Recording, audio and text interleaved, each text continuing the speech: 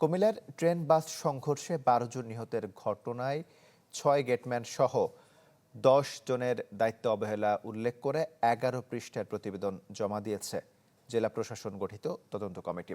রোববার বিকেলে জেলা প্রশাসকের কাছে তদন্ত প্রতিবেদন জমা দেন কমিটির প্রধান ও অতিরিক্ত জেলা ম্যাজিস্ট্রেট মোহাম্মদ জাফর সাদেক চৌধুরী।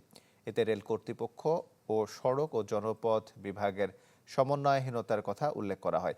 জবাবদিহিতা করতে বলা হয় সড়ক ও জনপথ বিভাগকে। এছাড়া বাস মালিকের পক্ষ থেকে দেয়া বক্তব্য সন্তোষজনক হয়নি বলে জানান কমিটির প্রধান।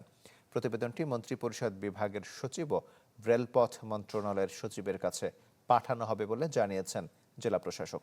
গত ২১ মার্চ রাতে কুমিল্লার পাদুয়ার বাজার লেভেল ক্রসিংয়ে চলন্ত বাস ট্রাকের সংঘর্ষে প্রাণ যায় ১২ জনের। এ ঘটনায় মামলার পর এখন পর্যন্ত ৩ জনকে গ্রেপ্তার করেছে আইনশৃঙ্খলা বাহিনী। নগদ নিয়ে এলো হার না মানা হার অফার। সর্বনিম্ন ১০,০০০ টাকা রেমিটেন্স নগদে পাঠালে থাকছে স্বর্ণের হার জেতার সুযোগ।